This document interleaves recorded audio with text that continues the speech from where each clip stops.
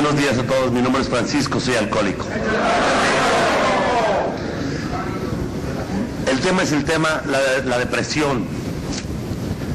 Fíjense que yo creo que de alguna forma yo tengo una experiencia buena en ese sentido. Porque además yo he sufrido muchas depresiones, algunas muy graves. Y ustedes me conocen, no intento ponerme solemne en ese sentido y tampoco voy a querer dramatizarlo mucho. Pero la verdad es que la depresión debe de verse de una forma muy objetiva. La depresión es una enfermedad por sí misma. Y como una enfermedad por sí misma, debe ser tratada también por sí misma. Los alcohólicos a veces solemos pretender que basta con venir a una tribuna, sacar lo que traigo cargando, apadrinarme y leer el libro azul o los pasos o la literatura de AA para obtener solución a prácticamente todos los problemas. Yo creo que estaríamos hablando de modo sensato si decimos que si alguien tuviera, por ejemplo, un problema muy grave de hepatitis o tuviera un problema muy grave del corazón o los pulmones, sin duda la vivencia del programa le ayudaría porque lo llevaría a cuidarse y a ver objetivamente su problema. Pero yo creo que sería absurdo pensar que, por ejemplo, alguien se puede aliviar de una enfermedad muy grave del corazón solamente practicando el programa. Tendría que echar mano sin duda de la visita al cardiólogo o al médico especialista para tratar la enfermedad que se padeciera en ese momento.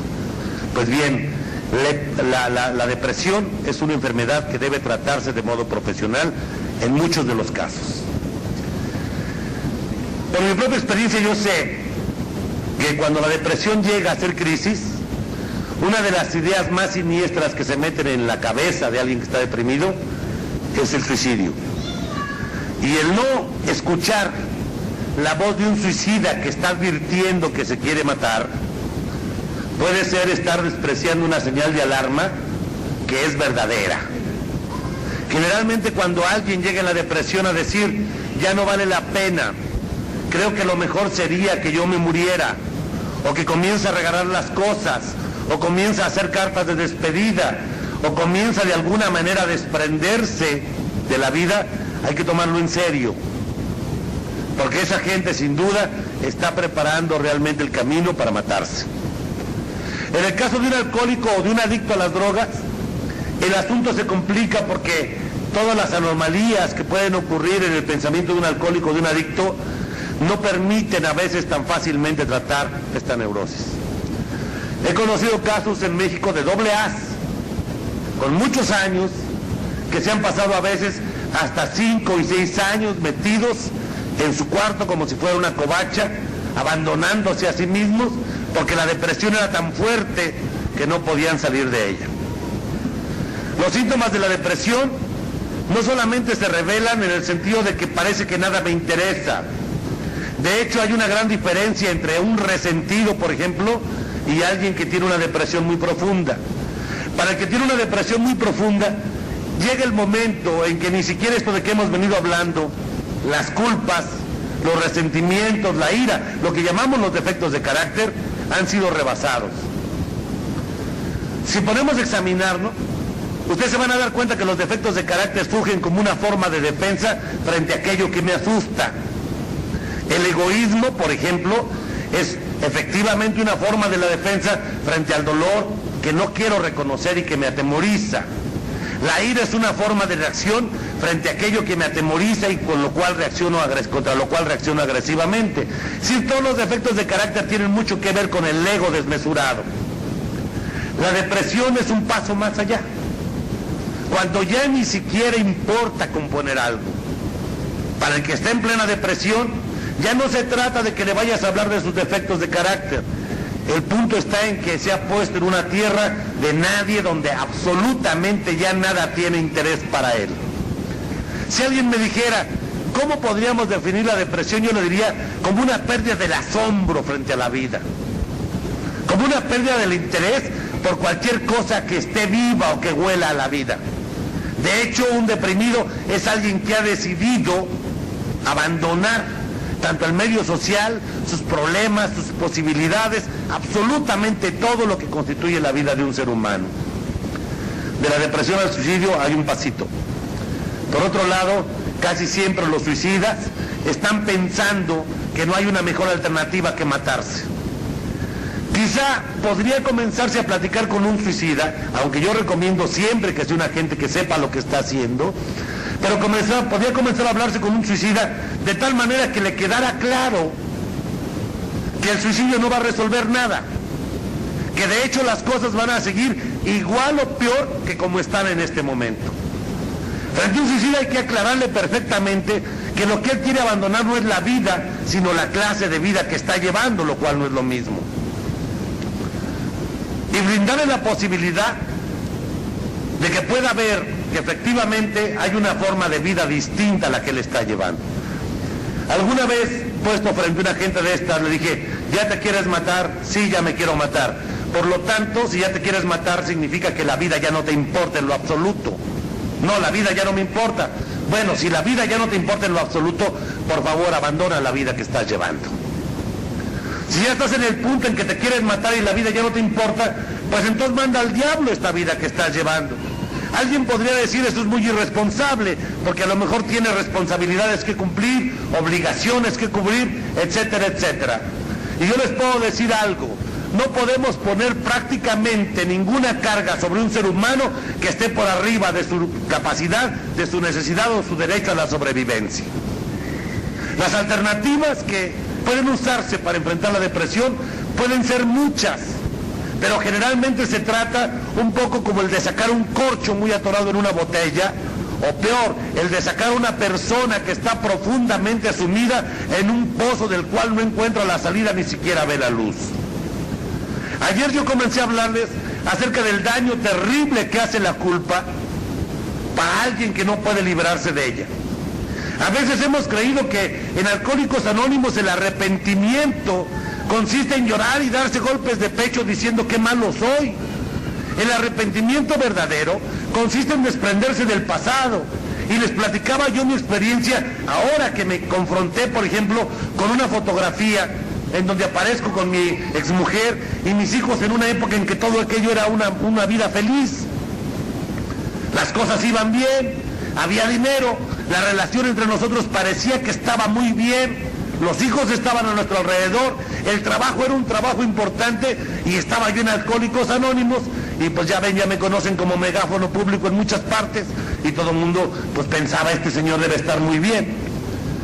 Viene la situación a la que me enfrento, tengo que pasar por la experiencia del divorcio, por las causas que ustedes quieran, no es el momento de discutirlo, pierdo el trabajo, pierdo la salud, pierdo los bienes, pierdo la familia, y en ese momento efectivamente el mundo entero parece que se derrumba. En esa situación, lo único que fue posible hacer fue no perder el contacto con la vida a través de lo que fuera.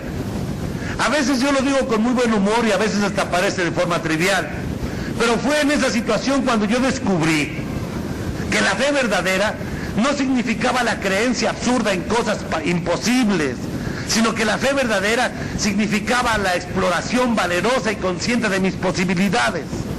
Y tuve que entender que si bien no podía desempeñar un trabajo de la misma naturaleza que desempeñaba antes, podía hacer cosas que efectivamente tuvieran que ver con crear o aportar algo a esta realidad que me tocaba vivir.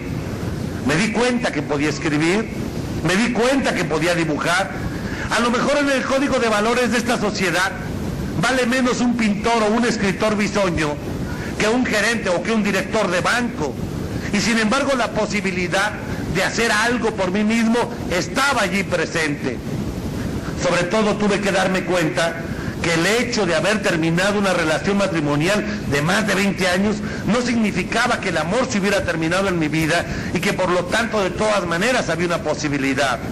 Pero si iba yo a ir a la posibilidad de nuevo del amor, tenía que ir de alguna forma reconociendo lo que había pasado en esa relación, confrontándolo de modo honesto y después yendo a la nueva relación con el interés o la intención de no cometer los mismos errores que había cometido antes.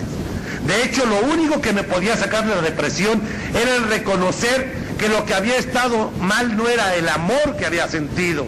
Lo que había estado mal era la forma en que yo me había defendido y en que había puesto otras prioridades por encima del amor que en ese momento mantenía. Y miren ustedes hasta dónde llega la depresión, que en este momento en que confronté esa fotografía de otros tiempos felices, yo francamente volví a sentir de nuevo un poco la mordida de la culpa y un poco volví a sentir una especie de arrepentimiento, de sentimiento de pérdida, hasta que no tuve que oír a alguien que he escuchado mucho últimamente, que me lo dijo de nuevo de modo muy concreto y muy verdadero: abandone ya los pinches pozos de la nostalgia, por favor, y salga a la vida. Tomemos en cuenta una cosa: nadie se va a deprimir por algo que no haya gozado o disfrutado ya previamente. El otro día se lo decía a un amigo: oye, ¿tú te sentirías muy mal porque Salma Hayek no te pela? Dijo, no. Oye, si es más guapa que tu mujer, güey. ¿Y eso qué? Le digo que no te sientes mal porque Salma Hayek no te pela, porque nunca has vivido la experiencia de vivir con Salma Hayek o de tener su atención. Así que lo que te importa no es tener la atención de Salma Hayek. Lo que te importa es que tu vieja no te pela, porque con esa sí has vivido. ¿Estamos de acuerdo? Desde ese punto de vista, la depresión es siempre el sentimiento de pérdida, es decir, de algo que ya se disfrutó, de algo que ya se gozó y que en este momento estoy añorando y no encuentro la manera de volverlo a tener. ¿Saben quién va a ponerse muy mal por la pobreza? El güey que ya fue rico. Y se va a poner más mal incluso que alguien que nunca ha sido rico y que sí, toda su vida ha sido pobre. ¿Saben quién va a sufrir mucho por no conseguir las expectativas que se forjó? Aquel que ya las tenía tan bien hechas y terminadas, que incluso había hecho todos los planes suficientes para aparentemente poderlas cumplir. Tengo el dinero, tengo los medios, tengo las posibilidades de acceder a esta meta, y de repente en el último momento, a punto de llegar a la meta, algo ocurre y me tira las expectativas. En ese momento puedo sentir que la vida está en contra mí. Algo que es importante decirle a la gente que se mete en la depresión es: la vida y el mundo no tienen nada personalmente en contra tuya. Hay gente que cree que porque le da diabetes es Dios que está en contra suya. Hay gente que cree que porque un hijo se le muere, cree que es la vida que está en contra suya. Hay gente que cree que porque pierde el negocio, el mundo está en contra suya. Por favor, es importante para alguien que esté en una depresión hacerle notar que nadie es tan absolutamente imprescindible que todo el mundo tenga que estar en contra suya. Por Dios, hasta Hitler encontró aliados, ¿no? Y vaya que el tipo era pesado, ¿no? Pero hasta ese güey encontró aliados. Por otra parte, no importa qué tan buena y bella sea la gente, también siempre va a encontrar detractores. Hasta Jesucristo tiene detractores hoy. Quiere decir esto, que en la vida nosotros estamos cumpliendo un papel en donde vamos a dar lo mejor de nosotros mismos, a veces equivocándonos, a veces acertando, pero que indudablemente tenemos que ser lo suficientemente objetivos como para descubrir que la vida que podemos obtener es la vida que nosotros podamos alcanzar con estas posibilidades de que disponemos. He tenido la oportunidad de estar frente a mucha gente que está profundamente hundida en el dolor y que no quiere entender que casi siempre todo el sufrimiento que anda cargando se debe fundamentalmente a unas cuantas cosas. Hubo en un momento un dolor que no quise confrontar y fue tan siniestro, tan terrible, que busqué una forma de escapatoria. Muchas veces la forma de escapatoria, la más usual, es que yo quiero infligir en otros el daño que a mí me fue infligido. Los hijos de un padre golpeador van a ser, casi sin excepción ellos mismos, padres golpeadores. Los muchachos que fueron abusados sexualmente en su niñez, casi podemos decir a ciegas, casi, que en su mayoría de edad van a ser violadores y abusivos de niños. ¿De qué se trata? ¿Estamos hablando del mal? No, estamos hablando del dolor y la desesperación. Cuando yo me siento tan adolorido tan agredido, tan falto de comprensión, tan solo con mi propia pena, acabo por concluir que yo me lo merezco y me comienzo a odiar a mí mismo. Y me odio por haber sido tan tonto de haberme dejado hacer eso, o por haber sido tan débil. Pero como me aterra más descubrir mi debilidad y me aterra la soledad, entonces quiero transferir la culpa. Y así, el que fue abusado en su niñez va a abusar de adulto por una sencilla razón, porque de esa manera el mundo comienza a convertir en algo que él ya es. Un poco ensucio el mundo para no sentirme sucio yo solo. Transfiero la culpa. Comienzo a convertir a los otros en un espejo deformado de mí mismo. La depresión es una forma no de odio quizá a uno mismo, sino una forma de poca fe, de poca credulidad, de poca confianza en la vida y en uno mismo. De hecho, la depresión es quizá el pozo más profundo al que puede conducir a un ser humano la falta de fe en lo que sea. Para un deprimido, entonces, lo que es importante es conseguir atraerlo de nuevo hacia la fe. Pero muchas veces nuestros conceptos religiosos, nuestras ideas fijas, lo único que nos dan a entender es que estamos más preocupados por cubrir las formas que por ayudar verdaderamente en los problemas que andamos buscando resolver. Miren ustedes, yo me he encontrado mucho con que frente al problema de un hijo adicto, los padres están más preocupados por saber que ellos lo hicieron bien que por ayudar al hijo adicto. Cada vez que confronto unos padres que me dicen, tenemos un hijo adicto, pero ¿qué hicimos mal? Les digo, oye güey, tú estás más preocupado por sentirte bien tú que por ayudar a tu hijo. El otro día me encontré con un compañero que estaba, según él, muy deprimido, porque dijo, es que me siento muy mal por no poderles dar a mis hijos lo que yo quisiera.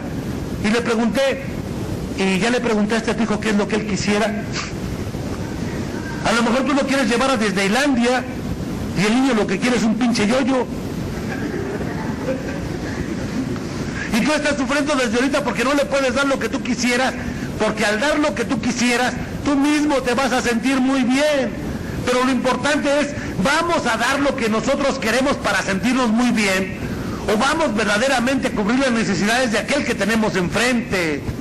Por favor, escuchen la voz de este fracasado matrimonial que no quiere convencerlos de que se divorcien. Miren, aquí hay un hombre cuya vida ha sido de veras un dechado de rectitud y que es feliz hoy con su pareja original. Él les puede platicar qué se debe hacer una vez que uno encuentra el amor de su vida y no cometer las equivocaciones. Yo lo que les voy a dar es otra versión. Escuchen la voz de alguien que tuvo que romper su matrimonio y que rompió su matrimonio porque no pudo entender, no quiso o no tuvo la capacidad para entender que la mayor parte de las veces en el matrimonio lo que uno intenta es salvar la cara en lugar de resolver los problemas de modo verdadero. Y a veces, más que el bienestar de mi pareja, lo que me importa es saber que yo hice las cosas bien. Que por favor no me vayan a culpar, porque tengo incluso el miedo de que mi pareja me vaya a culpar. Han vivido en matrimonios donde ya no podemos decir lo que sentimos, porque a lo mejor el otro güey se enoja. Y uno comienza a quedarse callado, y a base de silencios comienza a haber una soledad, donde lo único que nos va a mantener unidos son las cosas que no importan. ¿Cuáles? Las deudas, los biles, la tarjeta de crédito, lo que debemos del coche, lo que se debe de la hipoteca, lo que estás ganando, el cheque, cosas por el estilo. En un matrimonio de esa naturaleza, las gentes ya se desaparecieron. Ya no es un matrimonio, ya es un negocio donde dos socios no se caen bien. La depresión muchas veces proviene de ese tipo de cosas. Conste que no estoy diciendo que el orden social deba ser transgredido, por favor no me lo vayan a confundir. Lo que estoy diciendo es que las prioridades que alguien debe guardar frente a su vida, debe poner primero que nada aquello que verdaderamente es importante y que no se compra en una esquina. Hablaba el otro día en un grupo de Ensenada acerca de esta bellísima parte del 5º capítulo, en donde el gran Bill W. comienza a hablar antes del 4º paso. Y dice que el temor es casi el motor que nos lleva hacia la perdición a cada uno de nosotros. El temor, dice, debería ser considerado junto con el robo porque es incluso de peor calaña. Porque el temor te despoja de cosas mucho más importantes que el robo. Alguien que te venga a robar, te va a robar tu coche, o te va a robar la casa, o te va a robar el estéreo, o las cadenas, o te va a robar cosas que después de todo son conseguibles, ¿no? Con esfuerzo. Te robaron un coche, pues vuelve a ir a la distribuidora de la Chevrolet o de la Ford, allá hay más, güey. Que te va a costar lana, sí, pero lo vas a poder conseguir. Pero el temor es peor, ¿sabes por qué? Porque el temor te roba la alegría, el terror te roba la claridad mental, el temor te roba la paz interior, el temor te roba la confianza, el temor te roba la fe, el temor te roba el amor. Y ahí sí no puedes ir a los distribuidores del amor, ni de la confianza, ni de la fe. No hay cosas que vendan como es en una esquina. Eso se construye a partir de estar viviendo en la realidad. Por lo tanto, en la depresión es muy importante devolverle a la gente que está dentro de la depresión su capacidad para volver a adquirir esta confianza, la humildad necesaria para reconocer la realidad. Si alguien me dijera que un deprimido es un egocéntrico al máximo, le diría sí, tan grande que ya sobrepasó la medida que cualquiera puede ver. Porque el depresivo está absolutamente centrado sobre sí mismo. El mundo gira alrededor de él, se convirtió en el centro del universo. No hay nadie que lo pueda quitar de ahí. Él es el sol malvado, oscuro y ciego, alrededor del cual giran planetas dedicados a estarlo jodiendo. Eso es lo que un deprimido siente. A veces, como terapia, vale incluso dejarlo ahondar tanto en la depresión que se dé cuenta de lo absurdo de lo que está haciendo. Yo me acuerdo el caso de una mujer que, metida en una depresión profunda, no sabíamos cómo hacer, hasta que nos rendimos. Fíjense, nosotros nos rendimos a su depresión. Y entonces me acuerdo que mi padrino le compró 2 cartones de Marlboro, 20 paquetes de cigarrillos. Le puso fácilmente una cafetera 1,5 veces más grande que esa que está allí, con café de modo permanente, y la dejó en un rincón de la casa y le dijo: ahí te vas a quedar hasta que sientas que ya no tienes más que llorar o por qué estar deprimido. Fue tan grande el abandono que no duró más de 3 días. A los 3 días dijo: ya estuvo, y se paró. Pero eso es más o menos sencillo. Hay cosas que son mucho más difíciles. Si alguien me pregunta qué pasa con mi depresión, déjenme decirles lo que yo encontré. Descubro que tengo muchos libros que leer. Descubro que tengo muchas cosas que escribir. Descubro que tengo muchos cuadros que pintar y por lo tanto que exponer y que vender. Descubro que tengo muchas juntas a las cuales ir. Descubro que todavía tengo mucho que aprender de la literatura de AA. Descubro que tengo muchos compañeros que oír, muchos amigos a los cuales querer, una mujer a la cual amar, niños por los cuales preocuparme y mantener, trabajo que realizar, guarachitos que vender, paisajes que admirar, lunas y noches que disfrutar. Tengo muchas cosas que hacer, así que la pinche depresión se espera. ¿Ok?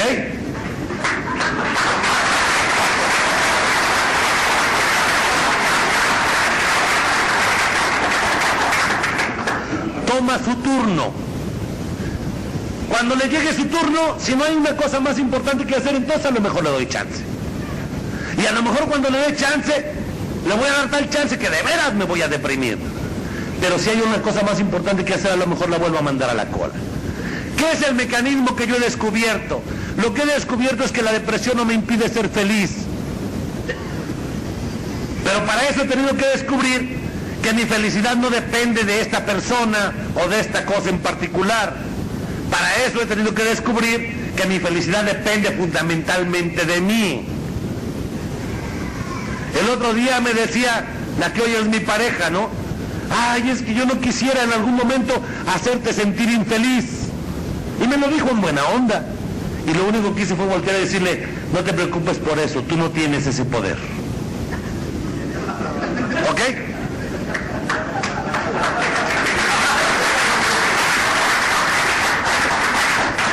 Pero cuando uno piensa que es feliz por su vieja, pues estás en un grave riesgo.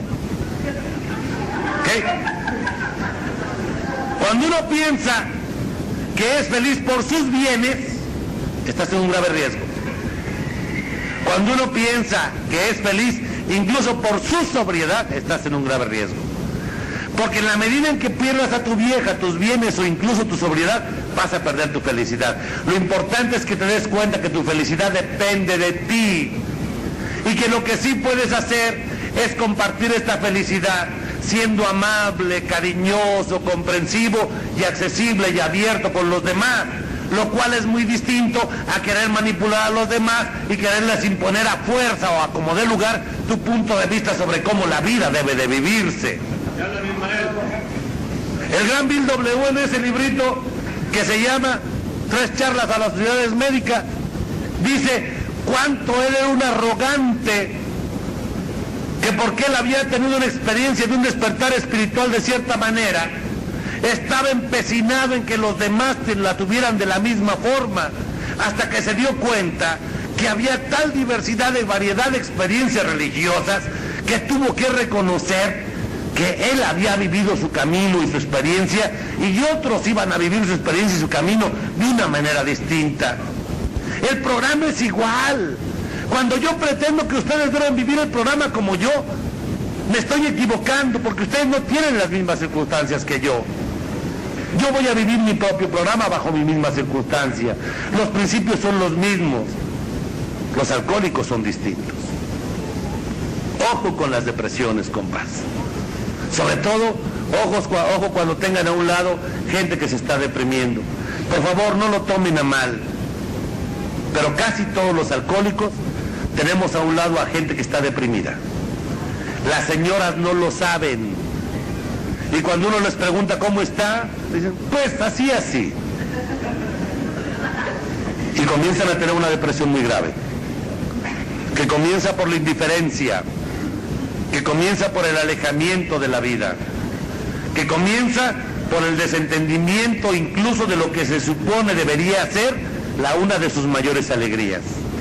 Pónganse a pensar, un marido infiel, golpeador, desobligado, mentiroso, como suele ser un alcohólico. Y de repente llega un grupo y deja de beber.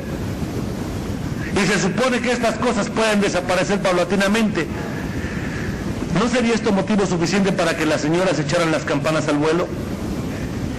¿No sería esto un motivo como para que las señoras dijeran, puta, que a toda madre, no, ya por fin se acabó el problema? Y ahora vamos a la realidad. Y solemos tener casi siempre desacuerdos que están allí atorados, que no quieren salir, que se hacen nudo dentro de las esposas o esposos de los alcohólicos y alcohólicas, en donde todos estamos más preocupados en mantener la sonrisa cortés para que nos vean que todo está bien, aunque es una sonrisa de cartón. Y nos preguntan cómo está, y se los digo honradamente porque a veces yo he tenido la oportunidad de conocer muchas familias de alcohólicos y alcohólicas, y llega uno con sus parejas y siempre son muy corteses porque son buenas gentes, pero uno les pregunta ¿cómo están? Bien. No se ventilan las cosas. No hemos ido a este programa, nos da miedo contactar nuestros sentimientos. Tratar la depresión es un poco como el programa mismo, como destapar un caño. Los que sean aquí plumbers sabrán de qué estoy hablando.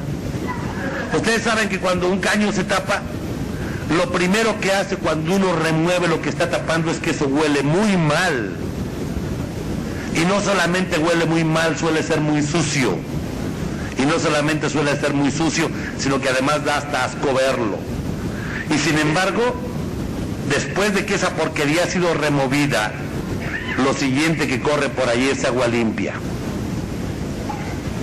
Tenemos que ser capaces de hacer plumbering con nosotros mismos, de remover todas esas cosas que están impidiendo que el agua corra de modo como debe correr.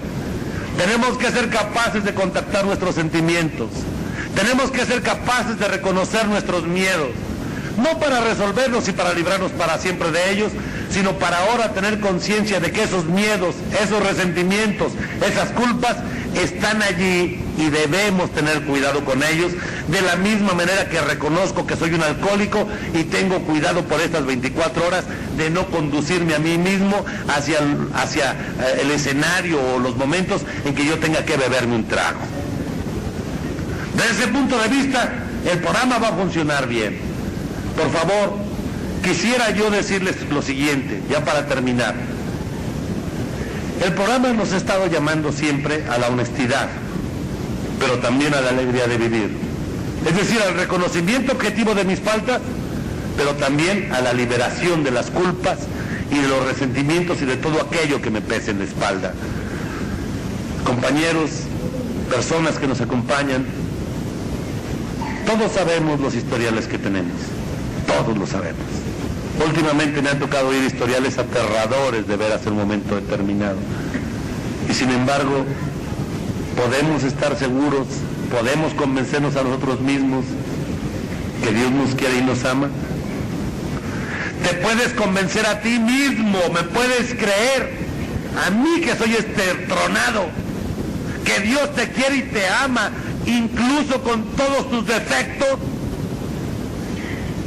Te puedes convencer que Dios te ama incluso con todo y tu desesperación, con todo y tu locura, con todo y tus miedos, con todo y tu llanto, con todo y tu confusión. Ayer se lo decía a un compañero, mira, si después de todo me has contado estas cosas, ¿tú crees que yo te odio? No, me dijo. ¿Tú crees que yo te quiero?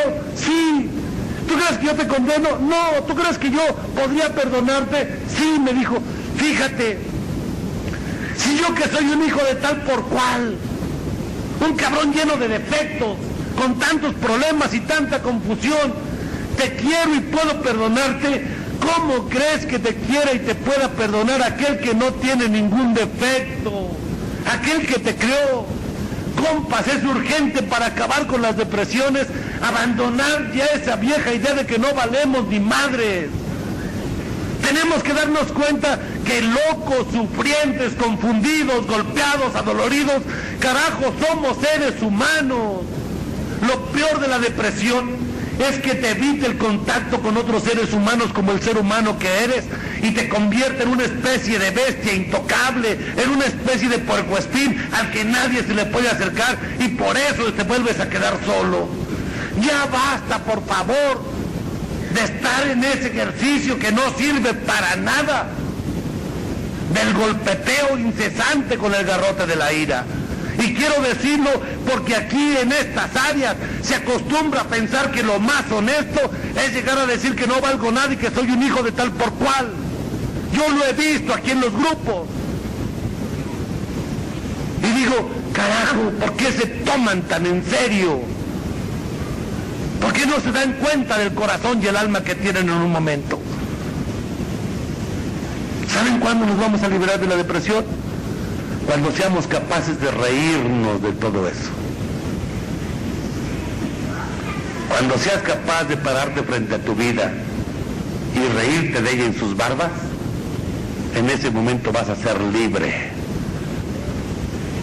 Por eso, si alguien está deprimido, háganlo reír. Yo tengo un método para mí mismo. ¿Saben cuál es? Ya aprendí que cada que me siento deprimido, voy y me miro en el espejo. Y veo esa cara de pendejo que tengo y me mato de la risa.